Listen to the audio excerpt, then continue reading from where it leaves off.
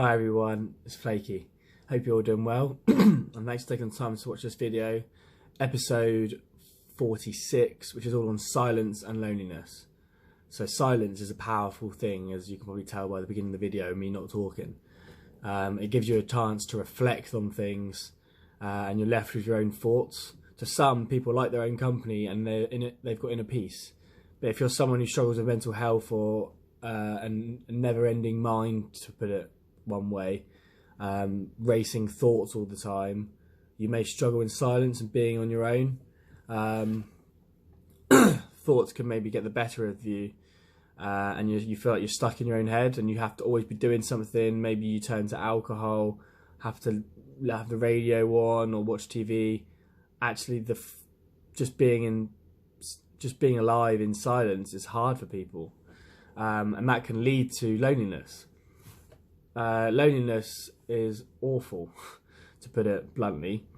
There was a study done by the Co-op and the British Red Cross, and it revealed that over 9 million people in the UK across all adult ages, which is more than the population of London, are either always or often lonely. And that was published on the 22nd of April, so 3 days ago, 2020.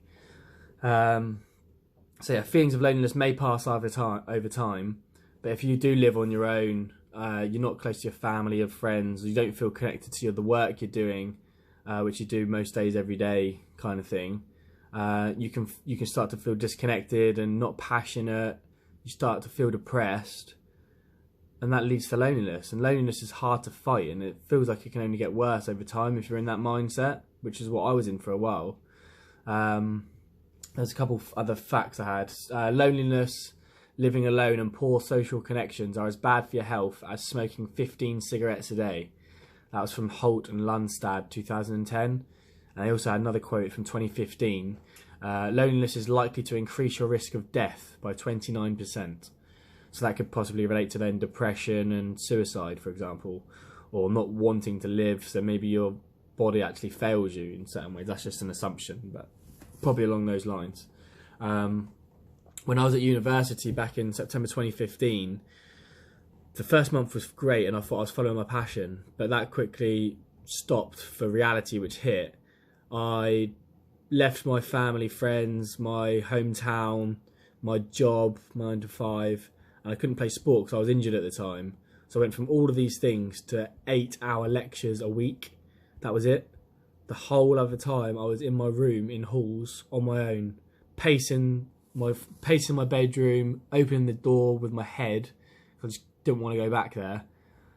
Couldn't really force a smile, though I had to, just because I didn't want to show anyone I was struggling. And it was the hardest time of my life. I was doing alright academically. I was achieving a 2-1 or a first in each of my modules, but depression was getting the better of me. Every day was getting worse until it got too much and I started becoming suicidal. I was suicidal for about 3 months or so. And every day I was shutting out my family and friends, which may be selfish, but to me I was in pain and I couldn't see a way out. Looking back now, obviously I've said before in other videos, my family and friends got me through it. But at the time, because they were going to get me through it, I had to shut them out because I was in pain. I didn't want to live. So I had to shut out those people close to me so it would be easier to commit suicide, basically. That's the awful truth. And now I'm in a position 4 years later where I can talk about it openly and honestly, in the hope that I can hopefully help other people, touch other people, connect to them, and hopefully save lives. That's my life goal and ambition. I feel like I'm a lucky one getting through it. I'm never going to let depression get the better of me again. And I've got a lot to give and a lot to say. I've been quiet or on mute for many years of my life, and now I've found my voice. I'm here to stay, basically. So yeah, that's the point I'm kind of making, that people struggle with loneliness every day. And it's all around us, day and even worse at night. So if you do spot someone who looks a bit down and within themselves, try and make their day, try and make them laugh, just make a bit of small talk, just smile at them and wave even if you have to, just break their little cycle, get them out of their own little head just for a moment, and all those little moments add up and make a big thing. Excuse me, sorry, I'm just having a glass of water. Clear the throat and all that. So I'm going to leave with a few quotes. A couple are quite short ones and to the point, and then there's a longer one to finish. So the first one by Sarah Desson, Just Listen, who says, "Silence is so freaking loud." It's probably an American quote, freaking, but nothing wrong with that. So silence speaks volumes, and silence can speak 1,000 words, basically. It's my own little quote, I guess. And when you're in your own little head, that's when your inner voice becomes louder. So you need to obviously reflect and be comfortable with your own silence, basically.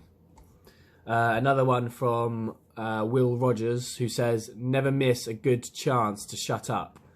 So a different kind of spin on it. You don't have to talk all the time. You can just sit back and listen, observe. If there's conversations happening, try and pay attention to those, be aware of your surroundings, take in nature, and that's when you can become more happy within yourselves. When I volunteered with the Samaritans for over a year last year, silence was one of their most powerful tools to use with callers. I'm not going to go into details of the calls, but you use silence to reflect and a pause to gather your thoughts. Doesn't have to be rush, 100 mile an hour. You can just pause and take your time. And finally, a long quote to finish by Nicholas Sparks, The Notebook, who says, "We sit silently and watch the world around us. This has taken a lifetime to learn. It seems only the old are able to sit next to one another and not say anything and still feel content. The young, brash and impatient must always break the silence. It is a waste, for silence is pure. Silence is holy. It draws people together because only those who are comfortable with each other can sit without speaking. This is the great paradox." So I've got friends I can be silent with, my family. We don't always have to be talking. We're just happy being and just living. Obviously, then your true self can come out and you can start having a laugh or having a chat or a joke or whatever you're doing in the moment. You don't have to be talking all the time. You can just relax and not have to impress anyone all the time. I think the younger generation, for the most part, want to just always show how good they are or impress. Just relax and take your time. Life's a journey, not a rush, basically. So, yeah, that was one to say. So, I hope this video has helped to some extent. This is my longest video again that I've ever done, so I'm getting more comfortable and confident talking now. And that's the aim what I want to do, because obviously long term I want to get into schools, workplaces, etc., and talk publicly on mental health.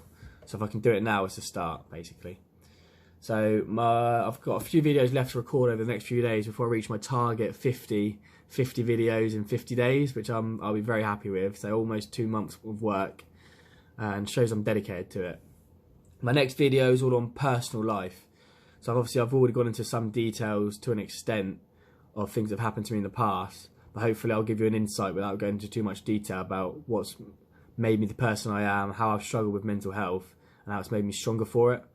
So look out for that. Thanks for watching, everyone. Take care. Subscribe to the videos. Links all below. And look out for the next video, all on personal life. Cheers, Flakey.